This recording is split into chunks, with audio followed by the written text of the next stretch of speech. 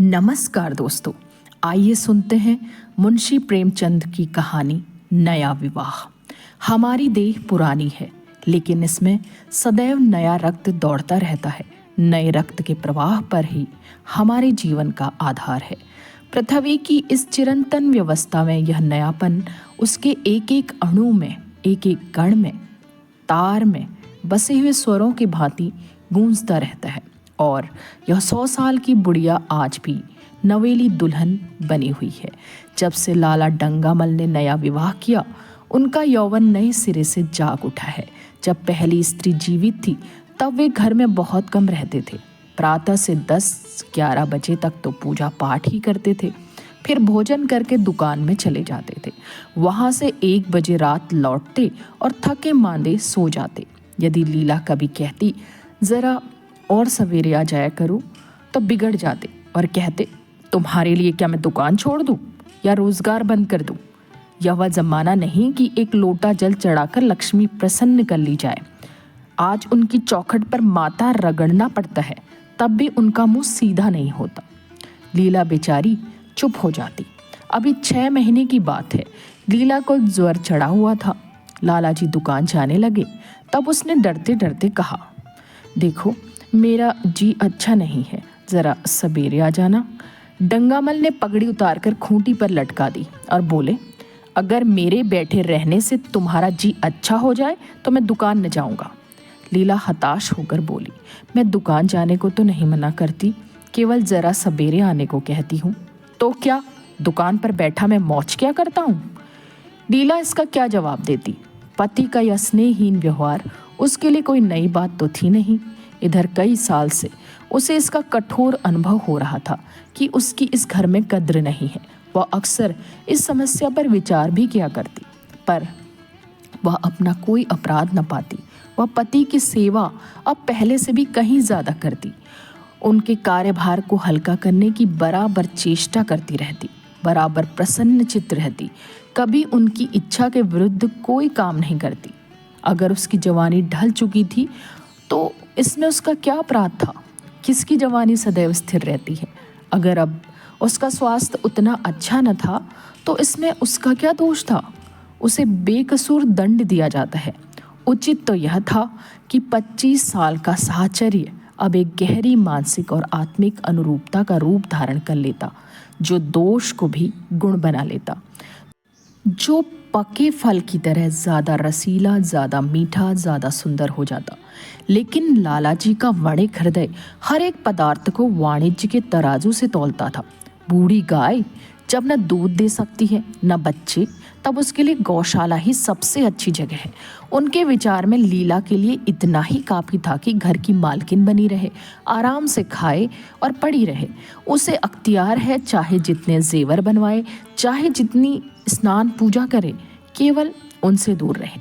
मानव प्रकृति की जटिलता का एक रहस्य यह था कि डंगामल जिस आनंद से लीला को वंचित रखना चाहते थे, जिसकी उसके लिए कोई ज़रूरत ही न समझते थे, खुद उसी के लिए सदैव प्रयत्न करते रहते थे।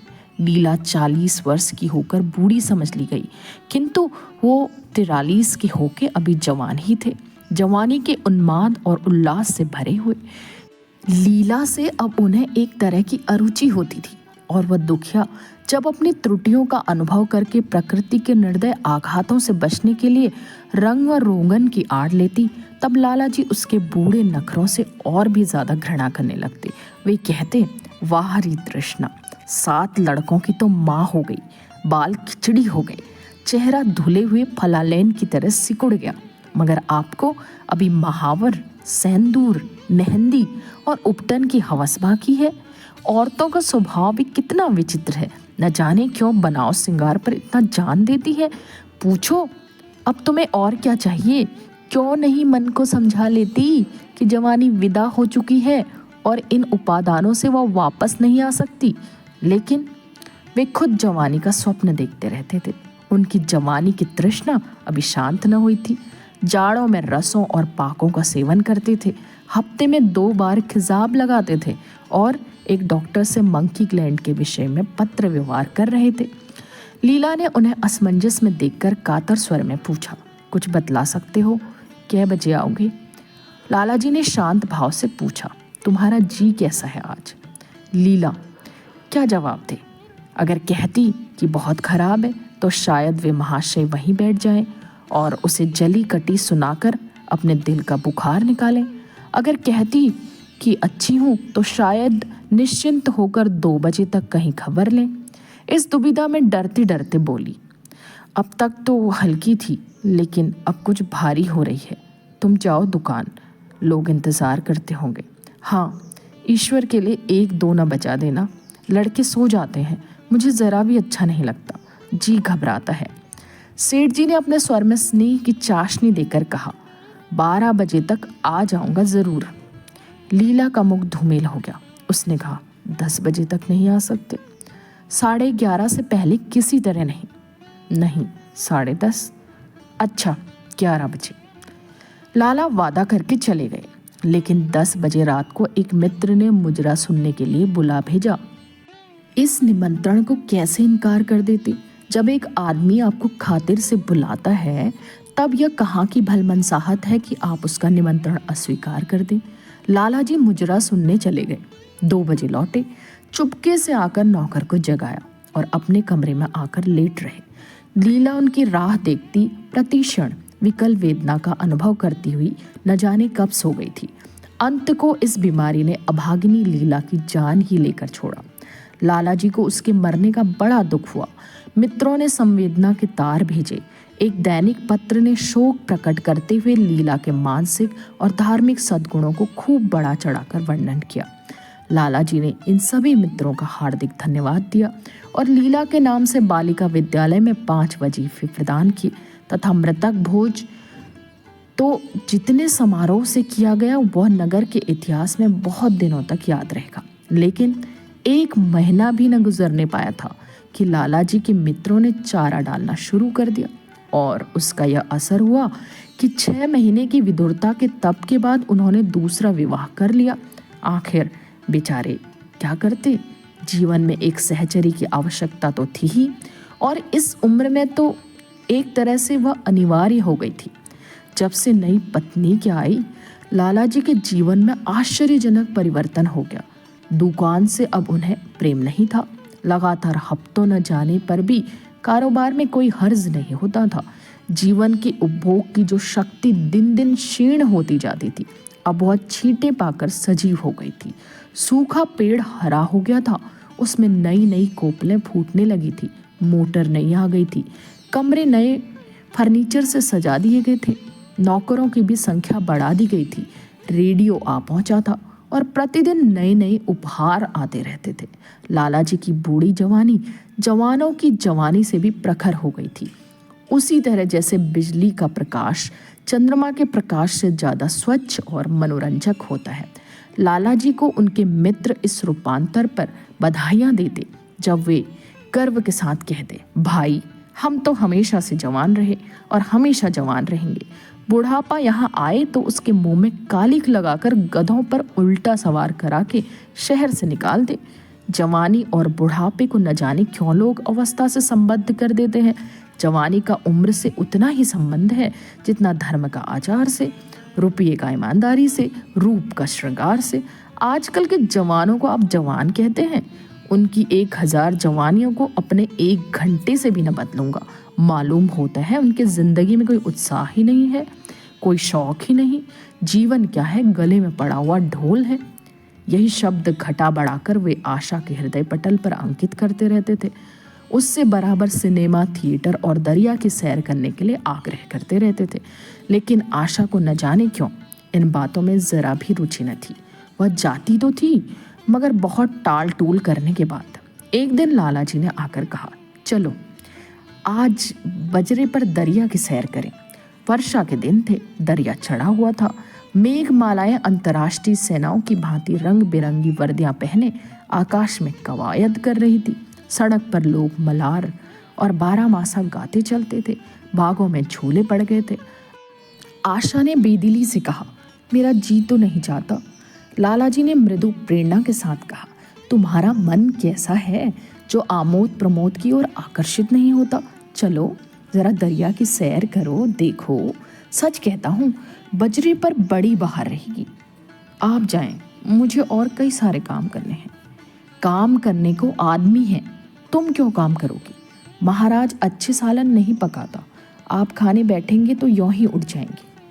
आशा अपने अवकाश का बड़ा भाग लाला जी के लिए तरह तरह का भोजन पकाने में ही लगाती थी। उसने किसी से सुन रखा था कि एक विशेष अवस्था के बाद पुरुष के जीवन का सबसे बड़ा सुख रसना का स्वाद ही रह जाता है। लाला जी की आत्मा खिल उठी। उन्होंने सोचा कि आशा को उनसे कितना प्रेम है कि वह दरिया की सैर को उनकी सेवा के लिए छोड़ रही है। एक लीला थी कि मान न मान चलने को तैयार रहती थी, पीछा छुड़ाना पड़ता था, खाम खा सिर पर सवार हो जाती थी और सारा मजा किरकिरा कर देती थी। स्नेह भरे उल्हाने से बोले, तुम्हारा मन भी विचित्र है। अगर एक दिन सालन फीका भी रहा, ऐसा कौन सा तूफान आ जाएगा? तुम तो मुझे बिल्कुल निकम्मा बनाए देती हो। अगर तुम न चलोगी तो मैं भी न जाऊंगा। आशा ने जैसे गले से फंदा छुड़ाते हुए कहा, आप भी तो मुझे इधर उधर घुमा घुमा कर मेरा मिजाज बिगाड़ देते हैं। यह आदत पड़ जाएगी तो फिर घर का काम धंधा कौन करेगा? मुझे घर के धंधों की रत्ती भर भी परवाह नहीं, बाल की नोक के बराबर भी नहीं। मैं चाहता हूँ कि तुम्हारा मिजाज बिगड़े और तुम गृहस्थी की चक्की से दूर रहो। और तुम मुझे बार बार आप क्यों कहती हो? मैं चाहता हूँ तुम मुझे तुम कहो, तू कहो, गालियाँ दो, धौल जमाओ। तुम तो मुझे आप कह के जैसे देवता के सिंहासन पर बैठा देती हो। मैं अपने घर में देवता नहीं, चंचल बालक बनना चाहता हूँ। आशा ने मुस्कुराने की चेष्टा करते हुए कहा, भला मैं आपको तुम कहूँगी? तुम तो बराबर वालों को कहा जाता है ना, बड़ों को। मुनीम ने 1 लाख के घाटे की खबर सुनाई होती तो भी शायद लाला जी को इतना दुख न होता जितना आशा के इन कठोर शब्दों से हुआ। उनका सारा उत्साह, सारा उल्लास जैसे ठंडा पड़ गया। सिर पर बाकी रखी हुई फूलदार टोपी, गले में पड़ी हुई जोगी रंग की चुनी हुई रेशमी चादर, वह तंजीब का बेलदार कुर्ता जिसमें सोने के बटन लटके हुए थे, यह सारा ठाट कैसे उन्हें हास्यजनक जान पड़ने लगा, जैसे वह सारा नशा किसी मंत्र से उतर गया हो। निराश होकर बोली, तो तुम्हें चलना है या नहीं? मेरा जी नहीं चाहता। तो मैं भी न जाऊं? मैं आपको कब मना करती हूँ? फिर आप कहा। आशा ने जैसे भीतर से जोर लगाकर कहा, तुम। और उसका मुखमंडल लज्जा से आरक्त हो गया। हाँ, इसी तरह तुम कहा करो। तो तुम नहीं चल रही हो? अगर मैं कहूँ तुम्हें चलना पड़ेगा तब चलूंगी। आपकी आज्ञा मानना मेरा धर्म है। लाला जी आज्ञा न दे सके। आज्ञा और धर्म जैसे शब्द उनके कानों में चुभने से लगे। खिसियाए हुए बाहर को चल पड़े। उस वक्त आशा को उन पर दया आ गई। बोली, तो कब तक लौटोगे? मैं नहीं जा रहा हूँ। अच्छा, तो मैं भी चलती हूँ। जैसे कोई जिद्दी लड़का रोने के बाद अपनी इच्छित वस्तु पाकर उसे पैरों से ठुकरा देता है, उसी तरह लाला जी ने मुंह बनाकर कहा, तुम्हारा जी नहीं करता तो ना चलो। मैं आग्रह नहीं करता। आप नहीं, तुम बुरा मान जाओगे। आशा गई, लेकिन उमंग से नहीं। जिस मामूली वेश में थी उसी तरह चल खड़ी हुई। न कोई सजीली साड़ी, न जड़ाऊ गहने, न कोई श्रृंगार, जैसे कोई विधवा हो। ऐसी ही बातों पर लाला जी मन में झुंझला उठते थे।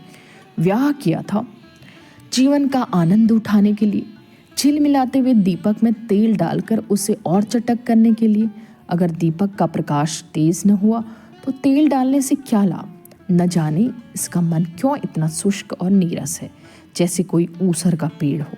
कितना ही पानी डालो, उसमें हरी पत्तियों के दर्शन न होंगे। जड़ाऊ गहनों से भरी पिटारियां खुली हुई हैं। कहाँ कहाँ से मंगवाए, दिल्ली से, कलकत्ते से। कैसी कैसी बहुमूल्य साड़ियाँ रखी हुई हैं, एक नहीं सैकड़ों, पर केवल संदूक में कीड़ों का भोजन बनने के लिए। दरिद्र घर की लड़कियों में यही ऐब होता है, इनकी दृष्टि सदैव संकीर्ण ही रहेगी। न खा सके, न पहन सके, न दे सके। उन्हें तो खजाना भी मिल जाए तो यही सोचती रहेंगी कि खर्च कैसे करें। दरिया की सैर तो हुई, पर विशेष आनंद न आया। कई महीने तक आशा की मनोवृत्तियों को जगाने का असफल प्रयत्न करके लाला जी ने समझ लिया कि इसकी पैदाइश ही मुहर्रमी है। लेकिन फिर भी निराश न हुए। ऐसे व्यापार में एक बड़ी रकम लगाने के बाद वे उसमें अधिक से अधिक लाभ उठाने की वणिक प्रवृत्ति को कैसे त्याग देते। विनोद की नई नई योजनाएं पैदा की जाती। ग्रामोफोन अगर बिगड़ गया, गाता नहीं या साफ आवाज़ नहीं निकलती तो उसकी मरम्मत करानी पड़ेगी। उसे उठाकर रख देना तो मूर्खता है। उधर बूढ़ा महाराज एकाएक बीमार होकर घर चला गया था। उसकी जगह उसका 17-18 साल का जवान लड़का आ गया था। कुछ अजीब गंवार था, बिल्कुल झंगड़ उजट, कोई बात ही न समझता था। जितने फुलके बनाता उतनी तरह के। हाँ, एक बात समान होती, सब बीच में मोटे होते और किनारे में पतले। दाल कभी तो इतनी पतली जैसे चाय, कभी इतनी गाढ़ी जैसे दही। नमक कभी इतना कम कि बिल्कुल फीकी, कभी इतना तेज कि नींबू का शौकीन। आशा मुंह हाथ धोकर चौके में पहुंच जाती और इस डपोर शंख को भोजन पकाना सिखाती। एक दिन उसने कहा, तुम कितने नालायक आदमी हो जुगल। आखिर इतनी उम्र तक तुम घास खोदते रहे या भाड़ झोंकते रहे कि फुलके तक नहीं बना सकते। जुगल आंखों में आंसू भर कर कहता, बहू जी, अभी मेरी उम्र ही क्या है, 17वां ही तो पूरा हुआ है। आशा को उसकी बात पर हंसी आ गई। उसने कहा, तो रोटियां पकाना क्या 10-5 साल में आता है? आप 1 महीना सिखा दे बहू जी, फिर देखिए माँ आपको कैसे फुलके खिलाता हूँ कि जी खुश हो जाए। जिस दिन मुझे फुलके बनाने आ जाएंगे मैं आपसे कोई इनाम लूँगा। सालन तो अब मैं कुछ कुछ बनाने लगा हूँ। क्यों? आशा ने हौसला बढ़ाने वाली मुस्कुराहट के साथ कहा, सालन नहीं, वो बनाना आता है। अभी कल ही नमक इतना तेज था कि खाया न गया। मसाले में कंचांधा आ रही थी। मैं जब सालन बना रहा था तब आप यहाँ कब थी? अच्छा, तो मैं जब यहाँ बैठी रहूँ तब तुम्हारा सालन बढ़िया पकेगा। आप बैठी रहती हैं तो मेरी अकल ठिकाने रहती है। आशा को जुगल की इन भोली बातों पर खूब हंसी आ रही थी। हंसी को रोककर रखना चाहती थी, पर वह इस तरह से निकल पड़ती थी जैसे भरी बोतल उड़ेल दी गई हो। और मैं न रही थी तब तो आपके कमरे के द्वार पर जाकर बैठता हूँ, वहाँ बैठकर अपनी तकदीर को रोता हूँ। आशा ने हंसी को रोककर पूछा, क्यों रोते क्यों हो? यह न पूछिए बहू जी, आप इन बातों को नहीं समझेंगी। आशा ने उसके मुंह की ओर प्रश्न की आंखों से देखा। उसका आशय कुछ तो समझ गई, पर न समझने का बहाना किया। तुम्हारे दादा आ जाएंगे तब तुम चले जाओगे?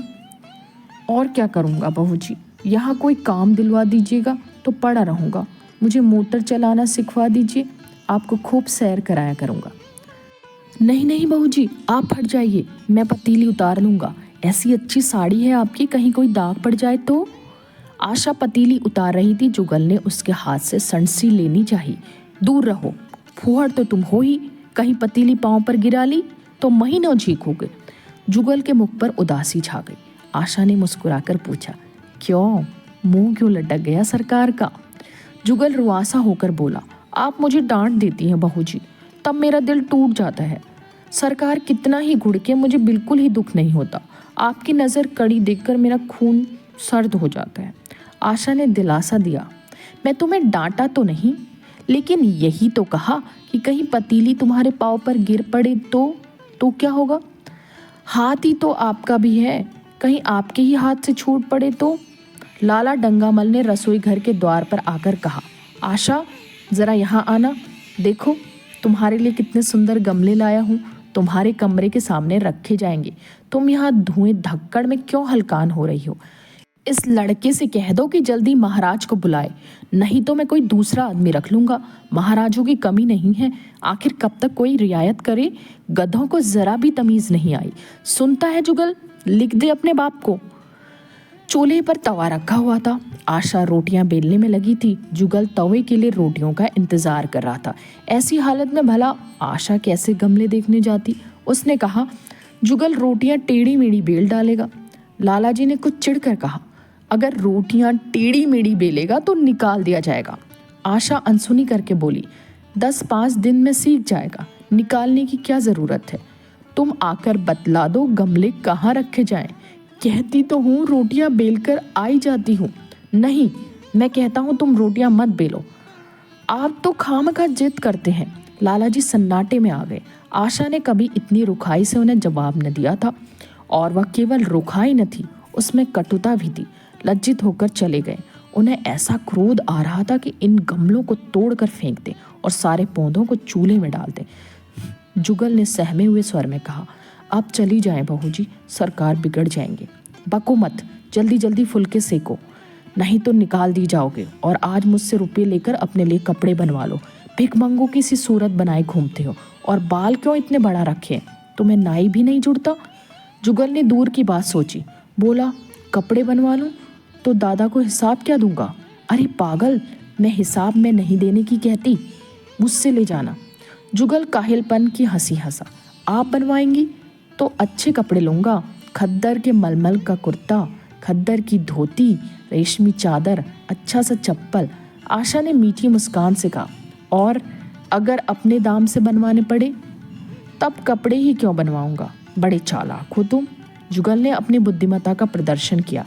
आदमी अपने घर में सूखी रोटियां खाकर सो रहता है, लेकिन दावत में तो अच्छे अच्छे पकवान ही खाता है। वहाँ भी यदि रूखी रोटियां ही मिले तो फिर दावत में ही क्यों जाए? यह सब मैं नहीं जानती। एक गाड़े का कुर्ता बनवा लो और एक टोपी ले लो। हजामत के लिए 2 आने पैसे ऊपर से ले लो। जुगल ने मान करके कहा, रहने दीजिए, मैं नहीं लेता। अच्छे कपड़े पहनकर निकलूंगा तब आपकी याद आवेगी। सड़ियल कपड़े पहनकर तो और जी जलेगा। तुम स्वार्थी हो, मुफ्त के कपड़े लोगे और साथ ही बढ़िया भी। जब यहाँ से जाने लगूं तब आप मुझे अपना एक चित्र दीजिएगा। मेरा चित्र लेकर क्या करोगे? अपनी कोठरी में लगाऊंगा और नित्य देखा करूंगा। बस वही साड़ी पहनकर खिंचवाना जो कल पहनी थी, और वही मोतियों की माला भी। मुझे नंगी नंगी सूरत अच्छी नहीं लगती। आपके पास तो बहुत गहने होंगे, आप पहनती क्यों नहीं? तो तुम्हें गहने अच्छे लगते हैं? बहुत। लालाजी ने फिर आकर जलते हुए मन से कहा, अभी तक तुम्हारी रोटियां नहीं पकी जुगल? अगर कल से तूने अपने आप अच्छी रोटियां न पकाई तो मैं तुझे निकाल दूंगा। आशा ने तुरंत हाथ मुंह धोया और बड़े प्रसन्न मन से लालाजी के साथ गमले देखने चली गई। इस समय उसकी छवि में प्रफुल्लता की रौनक थी, बातों में भी जैसे शक्कर घुली हुई थी। लालाजी का सारा खिसियानापन मिट गया था। उसने गमलों को मुग्धा आंखों से देखा। उसने कहा, मैं इनमें से कोई गमला न जाने दूंगी, सब मेरे कमरे के सामने रखवाना। सब कितने सुंदर पौधे हैं, वाह! इनके हिंदी नाम भी मुझे बतला देना। लालाजी ने छेड़ा, सब गमले क्या करोगी? 10-5 पसंद कर लो, शेष में बाहर रखवा दूंगा। जी नहीं, मैं एक भी न छोड़ूंगी, सब यहीं रखे जाएंगे। बड़ी लालचिन हो तुम। लालचिन ही सही, मैं आपको एक भी न दूंगी। 2-4 तो दे दो, इतनी मेहनत से लाया हूँ। जी नहीं, इनमें से एक भी न मिलेगा। दूसरे दिन आशा ने अपने को आभूषण से खूब सजाया और फिरोजी साड़ी पहनकर निकली। तब लालाजी की आंखों में ज्योति आ गई। समझे, अवश्य है अब उनके प्रेम का जादू कुछ कुछ चल रहा है। नहीं तो उनके बार बार के आग्रह करने पर भी, बार बार याचना करने पर भी उसने कोई आभूषण न पहना था। कभी कभी मोतियों का हार गले में डाल लेती थी, पर वह भी ऊपरी मन से। आज वह आभूषणों से अलंकृत होकर फूली नहीं समाती, इतराई जाती है, मानो कहती हो, देखो मैं कितनी सुंदर हूँ। पहले तो बंद कली थी, वह आज खिल गई है। लालाजी पर घड़ों नशा चढ़ा हुआ था। वे चाहते थे उनके मित्र और बंधु वर्ग आकर इस सोने की रानी के दर्शनों से अपनी आंखें ठंडी करें, देखें कि वो कितनी सुखी, संतुष्ट और प्रसन्न है।